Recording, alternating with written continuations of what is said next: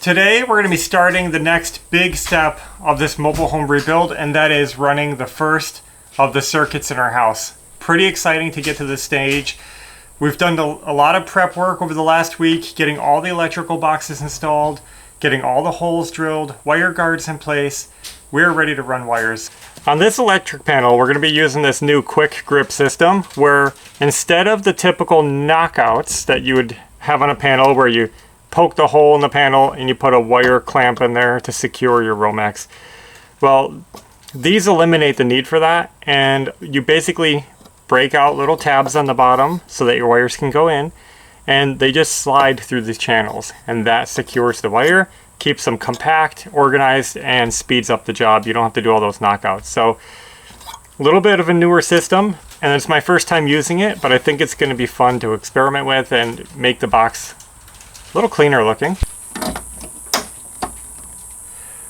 Tabs just break off like that, pretty easy off the bottom. And I'm going to be coming all the way back. You shouldn't remove all the tabs, but I know I'm going to be using these two center tracks pretty much all the way back, so I'm just going to take these tabs out right now. You can put 5 cables through these center tracks, each one, so you can just stack them up right in front of each other. And it has a zigzaggy kind of shape through here that holds the wire. I'll show you it when I do it. I think we're going to start with the lighting circuit. I've decided to run 2 lighting circuits in this home. Pretty much every home that I've wired, I always like to run 2 circuits. Sometimes it's required, but in this size home, it's not really required. We could do 1 circuit for the whole house. But it's nice because if one trips, you can still have lights on in your house. You're not in a total blackout situation. So I have the house kind of divided in half on 2 different lighting circuits.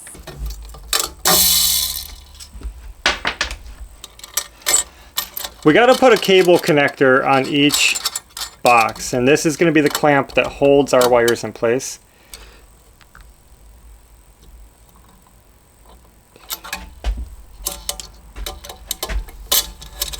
I already cut myself. Ow. Jammed my hand into the metal box when I was trying to break that tab out. This is the wire we're running from this light box. We're going to go down through the hole, and basically I'm going under the house and up to the panel. That's my goal right now. Okay, ready? Yeah.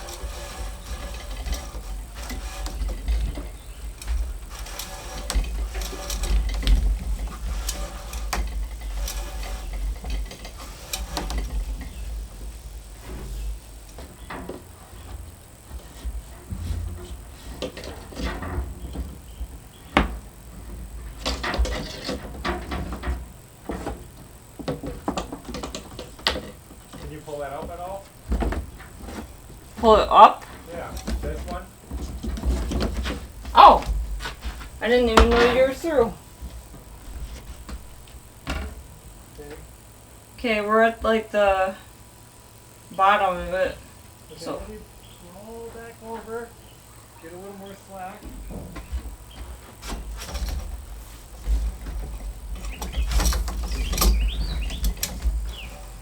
Just keep pulling until it's up there. You got it? You need more? a little bit more, like 6 inches. Alright, it's up there now. Okay, good. Yeah, it doesn't matter. So I'm just gonna tuck it all the way back in there. And that one should be good. Now, I'm not gonna secure this yet right here because I forgot to pick up, I'm gonna get some wire stackers, which are basically like something we can hook to the side here, and it'll let us stack multiple cables together.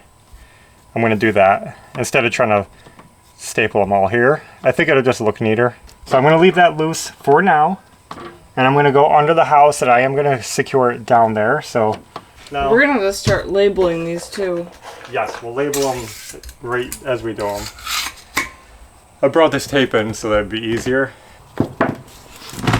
I know we could write it right on the thing too, but I think it'll be easier to put it on tape for now. And then Wow, I just smudged it all away. You get the point. We'll label them. All right, I'm gonna go down and staple some cables. Don't worry, you guys will see this in action later on inside the house, actually pretty soon. Let me loosen this up because I want to staple this and I want this untwisted. Let me just get a staple down here. Let's see if my stapler can get into this spot. Kind of did. Not perfect, but got there. I'm gonna open up a new, look at, I bought new strippers. I wanted to come into this job fresh and my old ones were getting a little worn out, so now, you know, we can do it. So we want to leave about, I like to leave 7 or 8 inches, at least 7 inches, but I go a little further. And you do that trick with the length of the tool. Yep. And I'm going to untwist this because I know you guys like to see everything nice and perfect.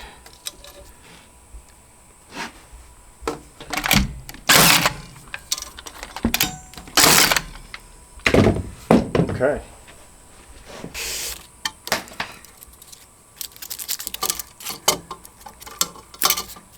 These are great for doing Romex, these strippers. So nice. What kind of switches are we doing? I better wait. I'm not going to strip those until we get the switches because some of them we have to wrap on the screw. Some of them are back, whatever, you know. Now we got the circuit coming from the power panel to the first switch. And this is the lights. So that's going to tie into there. And we'll do that in a moment.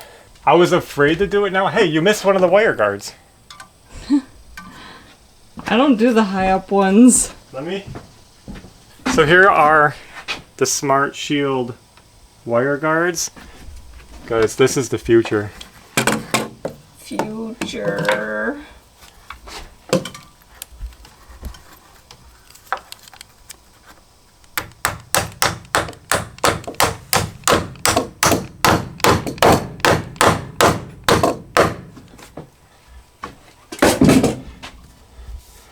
And now I'm actually hesitant to run this wire down.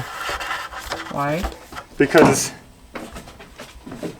I'm afraid it's going to interfere with my framing up here, but I'm just hoping not. So we'll see. Right down here. So let's go ahead and just get this stripped up right now.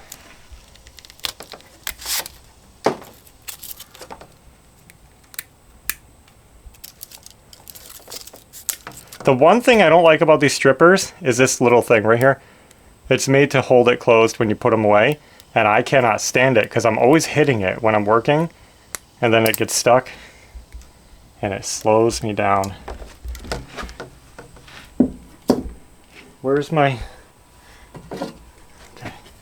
So let's go down here. There. I'm gonna go right in the middle.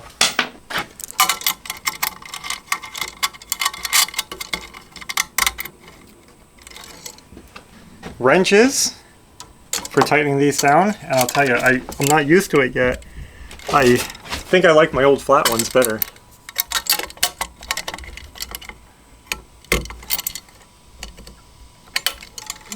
There, that's good enough.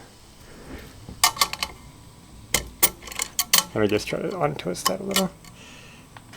I know they make new plastic wire clamps that you can just pop in the box. They're super quick and easy. And then you just put the wire in there and it's done. I don't like those. I used to use them a lot because I thought they were really cool. But I've stopped using them because they are, how do I say it? They're hard to pull the wire out. They're really difficult. If you want to redo it, this I can just unscrew, and those they just grab. Okay. Let me see if I can make this pretty. Okay. Won't hurt to throw another one in. There it is. That's done. Okay, so that's done. But now, this is the first part of this circuit. And so we need this power coming from the breaker box to go to the next light switch. So I'm going to have to actually pop another hole in this box. And should I just double it up? Don't ask me this stuff. Well, I mean, it's not technically wrong. It's just personal pet peeve, you know what I mean? Mm-hmm. It's just one more connector. Let me get this screw out of my way so I can tighten it down. I'm putting it over here because I want to look like I didn't mess up. I'll show you what I'm going to do. Here's my thought, okay? I was thinking about coming out of the box and going this way here. Oh yeah. And that way, I can just loop it down the hole over here. I like that. And that way they don't interfere with each other. Does that make sense? So we're going to go straight down this hole. And I'm going to have to go under the house again. And I'm going to be pulling it straight down. To where? New hole here. But it's going to be coming to the bathroom next. So I thought I would be in this first stud bay. And I drilled the hole right here. I mean, not stud bay, but joist bay. So the floor joist. So I drilled the hole here. And this is the light box. This is the next one it comes to. So because of where that light is, I'm actually on this side of the joist. I'm just on this side of it. Oh. So I feel like I can come over and I could probably just drill a hole right here and go straight down. Yeah, do that. We have tons of those wire things. Yeah, it's not a big deal. So it's easy. Mm-hmm. See that staple right there? That's where the floor joist is. So let's just drop one.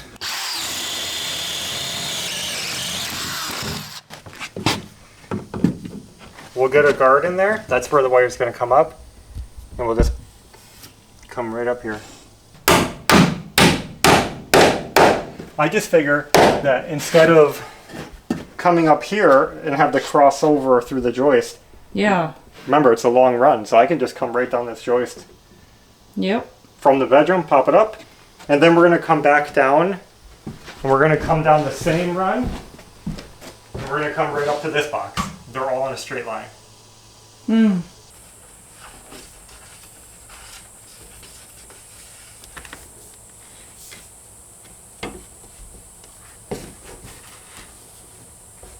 I'll need a little more.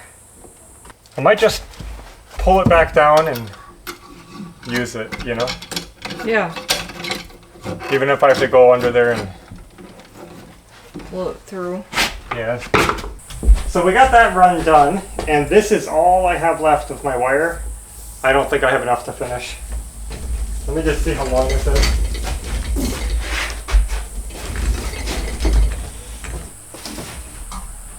Yep. Yeah. That's not cool.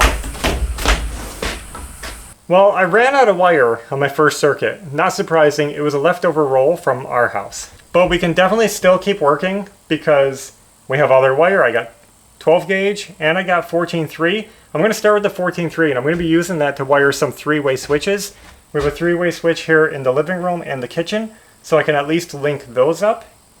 And if we do those two, I think we can bring that home. We don't need any more 14.3 in the house. So that's the next job. Basically, this is the kitchen, so this is going to be one switch. This is the other switch. And they have to be joined together with this. And this has an extra, basically has an extra wire inside it. And it allows us to do the three-way switches. A lot of this work is just under the house. And so there's not too much to see, but we're going to keep showing you the process as we go. So this one is just one wire. I can staple this in.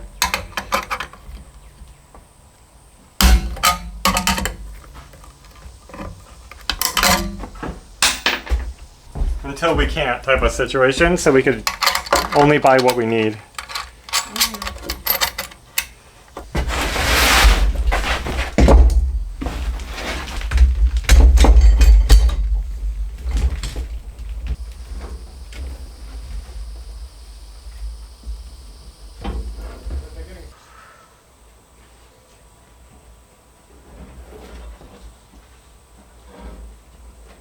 We are making improvements as we go. Definitely modifying our plan a little bit. Minor changes. And what I'm going to do is get this one stripped out. I get it stapled in place, but I got to show this. I can't use my strippers on this wire because this is made for 14.2 or 12.2, and this is 14.3. So I like to carry something like this around with me. I could use a regular box cutter too, but this is a little ripper stripper thing, and basically you slide the wire down the tube. Okay, and then check this out. Stripped. It has a special little blade inside there, and I like that for doing these fatter wires. There we go.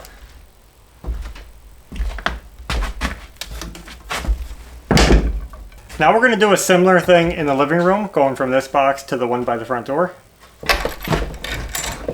None of this is very difficult, but it takes time, and it's all kind of finicky, and you got to plan, a lot of planning. Make sure you're doing it the best way.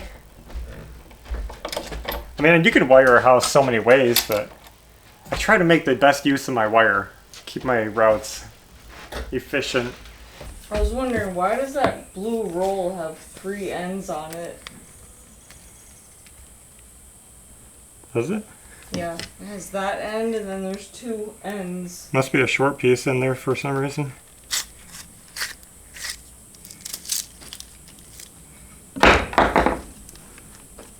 Like, that's all a brand new roll.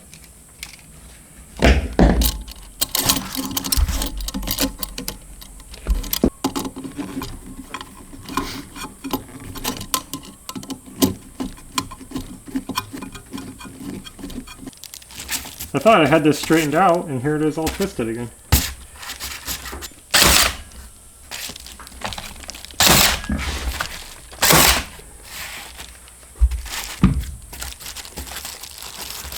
Well, I just finished up the blue wire, and I was able to put that away, so we're done with that. I swapped out my wire spool with 12 gauge wire, yellow. So that means we're going to start doing some 20 amp circuits, kitchen, bathroom, laundry, these kind of things. I don't know what we're getting to. We're just working. We've had a lot of questions about the way we're wiring this home.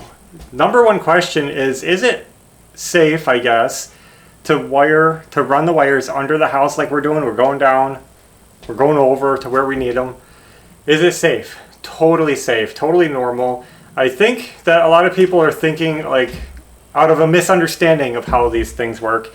But if you think about it, just the basic understanding is that every single mobile home in America has wires under their floor, and they're totally safe. So a lot of people have been asking, is it safe from the weather? Do you need to put it in conduit? Are mice going to chew it? That's not an issue. Rodents and anything like that, it's not an issue because all mobile homes are built this way. Most homes are built this way. Unless you're on a slab, you have wires under your floor. It's just the nature of building a house. They have to run somewhere.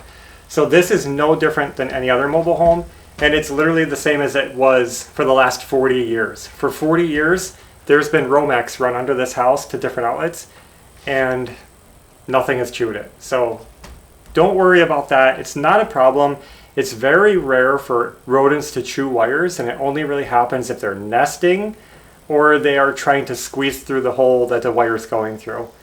That kind of brings up the next thing is the holes will all be sealed. We can't seal the holes until the wires are done, but after all the wires are done, all the holes through the top plate and the bottom plate are going to be sealed with like a fire barrier sealant. That's going to just stop airflow, stop anything from coming up. I'm not worried about bugs or mice getting into the house because again, when the house is done and you seal up the bottom of your home, nothing should be up there. Nothing should be nesting in your floor, chewing in your floor, crawling in your floor. You don't want that. So it'll all be fine. Everything will be sealed. The wires will be safe. You don't want to run this type of wire in conduit. It's not designed for it. This is designed to be run on its own, and it is... You're not even allowed to put it through. Yeah, you're not allowed to put it in conduit. Unless it's a very short run for protection, like, you know, a sleeve. we're gonna keep going and start running some 12 gauge wire. So I'm gonna just take a moment to prep my boxes, get all my wire clamps in place. We'll come back and get those wires done. All right, I think I'm ready. I got everything prepped, everything's looking good. This time I'm working a little bit backwards, so it's actually not backwards, it's the right way. I'm gonna be working from the last outlet. I'm gonna be working it back to the panel. So Evie on wire duty, I'm gonna make it a little harder for you. So it's like this, because I just wanna make sure that you can see where it needs to come from. We're gonna send this through the floor. So here's the wire coming down, and give me a little bit.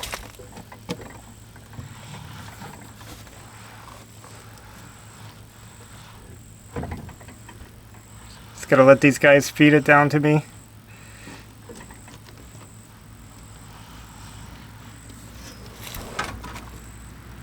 Keep going. Okay, let me get my holes drilled, okay? Yep.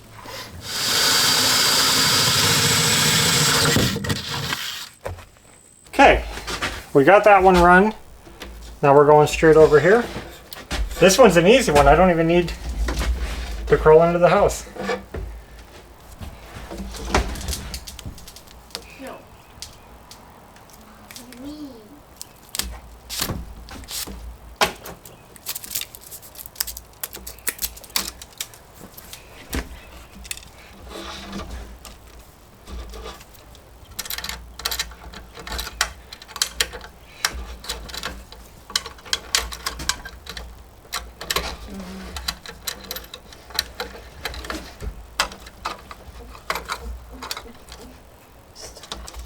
I'm gonna have to bend this so I can get it over to the wall to staple it, but that'll be fine.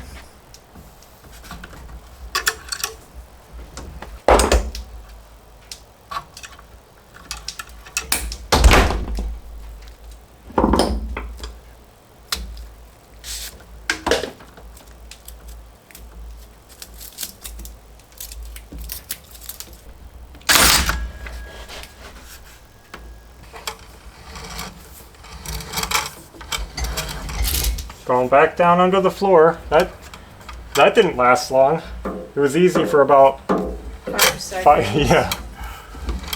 This is our kitchen, and you remember in the last video we drilled all of our holes, got it ready, and throughout the house we were kind of using the floor joists as areas to run our wires so we didn't have to drill out these 2x3 studs. But in the kitchen we've decided to drill them out. I already did some back here, because I was looking at how high these were, and every time I drop down and come up, I'm basically losing 8 feet of wire, where if I just came sideways, you don't. So that's 8 feet of wire here, maybe another 8 feet here, there's 16 feet, and then there's more.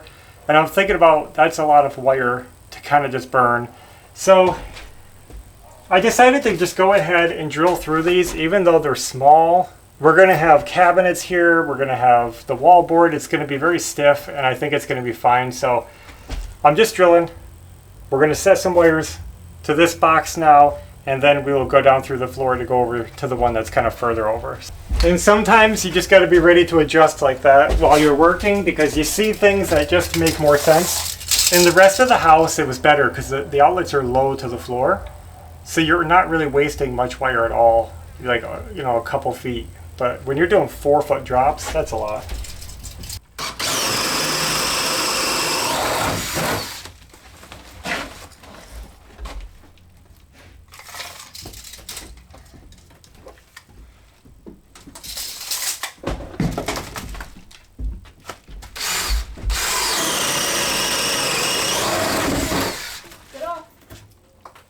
I'm routing these wires at exactly 3 feet off the floor, which works well for this, but it's kind of strategic because if I put it any lower, it could be hit by like a cabinet screw if we're attaching cabinets to the wall. Cabinets are 34.5 inches tall. The countertop sits around 36, so that's right at the counter level, like the flat part of the counter. You're never going to screw anything to the wall right there.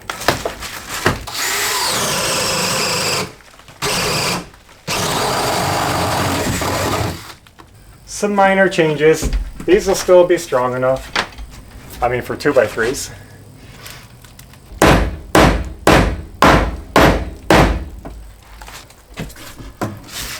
I know what you guys are thinking as I run this wire. You're thinking, wow, that kitchen's pretty dark. It's a shame you didn't put a window in there. It'll be awesome when it's done. Do you really need this much for that outlet? No, I got a little too much. Let me strip it, put it in the box. Guys, we got a solid plan. I'm not saying it's a good plan, it's a solid plan. There was a lot of complications as to why we didn't put a window on this wall. We thought about it. We considered it. We shopped for windows. And then we said, nah. The good news is this kitchen won't be dark. It won't. In this video, we're just pulling wire. So I'm not showing you guys how to. It's not a how-to. I'm not showing you how to wire up anything. We'll be wiring up outlets later on. We still got a lot of work to do. We're going to be doing the plumbing, insulation, wallboard, all that first. So right now it's just about pulling wire. Believe it or not, I just ran out of wire. Now I could technically keep going and do the 10 gauge. I have some 10 gauge wire, but I'm going to call that quits. We got a lot of wire pulled. We got both kitchen circuits. We have two kitchen circuits. I would say fully run back to the panel. I don't see anything else it needs. So that is pretty awesome. We also got a bunch of the lighting circuits done. That was it, really. I mean, it's a small house. There's not much to it. We only have 2 bedrooms. It's basically 2 bedrooms, a living room, and a kitchen. You can see here, got our wires run. I decided to drop that one down because the next outlet was going to be low anyway, under the window over there. So far, these wire, I don't even know what to call them. These wire guides, wire clamps, they're working good. I'm happy with them. And you just bend the wire. Just going to show you. You slide it in, and that's all you got to do. And then when it's all done, there's some closure caps that we're going to put on here that keeps them all in there. But you see, they can't move once they're in there. So there that is. I'm going to go ahead and label this one up quick so I remember what it is. And we got done a good day's work. Is that a pig? You hear that squealing? Yeah. Oh, what was that? I don't know. That sounded like a pig squealing. So we not only made big progress today, but now we know exactly what we need to buy at the store. We've been putting together a list as we went. I'm glad we could use up some extra wire that we had from previous projects and made big progress today. So after we go shopping, we'll be back here to finish up more wiring. This is probably going to take like 2 days. It's not a big job, but we just take our time. We try to do it nice. We try to do the wires neatly. As you can see, we are adjusting our plan as we go. If we see something better, we adjust. So that adds a little bit of time, but so far everything's pretty smooth. So thanks for watching, and until next time, take care. Bye. Bye.